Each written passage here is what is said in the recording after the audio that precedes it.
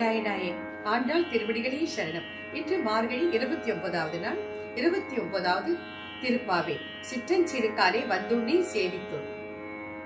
சிற்றன் சிறுகாலே வந்துண்ணை சேவித்துண், சிற்றன் சிறுகாலே வந்துண்ணை சேவித்துண், போற்றபரேயடியே போற்றும் பொருள் கேளாய், பெற்றம்மே துண்டும் குலத்தில் பிறந்த நீ,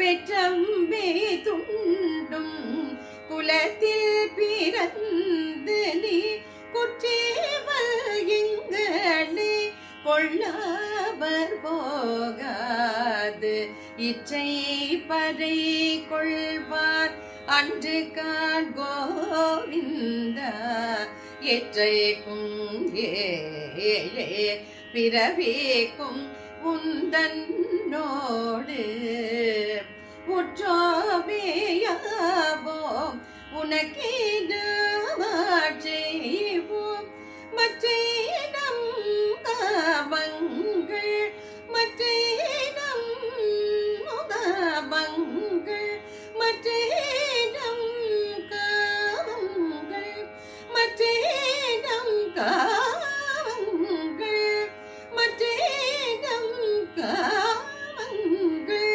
மாற்றேனோரெம்பாவாய்.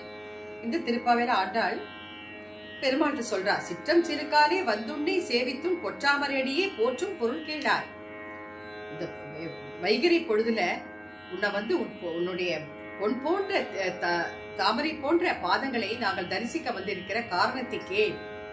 பெற்றம்மை துண்ணும் குலத்தில் பிறந்த நீ குற்றேவலங்களை கொள்ளாமற் போகாது.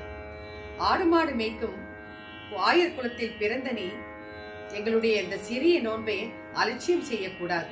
இது சாதாரண நோன்பு, ஏதோ இந்த அரியா பிள்ளைகள் ஏதோ நோன்பு நோக்கிறது அப்படின்னு எண்ணி எங்களை நீ இந்த நோன்பு எங்களை நீ அலட்சியம் செய்யக்கூடாதுன்னு ஆண்டாள் சொல்றா. குற்றேவன் எங்களை கொள்ளாமற் போகாது, இச்சையை பறை கொள்வான் அன்று காண் கோவிந்தா.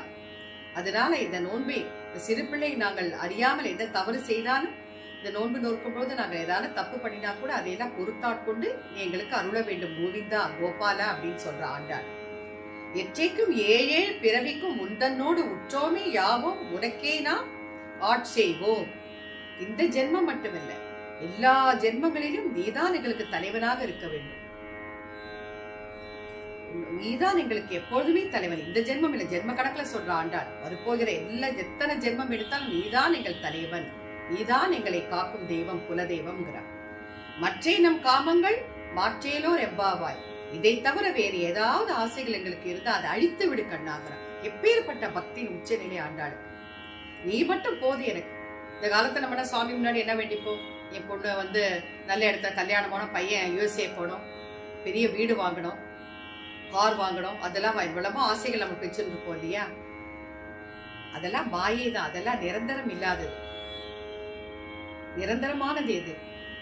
அதெல்லாம் அழியலாம் பொருட்செல்வம். ஆனா நிரந்தரமானது அந்த கண்ணனினுடைய திருவடிகள், அவருடைய அனுகிரகம், அருள் தானே. அதான் ஆண்டாள் வேண்டாம்.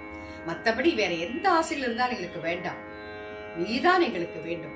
உன் திருவடிக்கு நாங்கள் சேவை செய்ய வேண்டும். உன்னுடைய திருவடிக்கு மட்டும்தான் நாங்கள் சேவை செய்வோம் அப்படின்னு அவ்வளவு அழகா சொல்றா. பக்தியின் உச்சநிலை, கம்ப்ளீட் சரண்டர் டு காட். நீதான் இல்லான்னு சொல்ற ஆண்டாள். ஆண்டாள் திருவடிகளே சரணம். ஓம் நமோ நாராயணாய.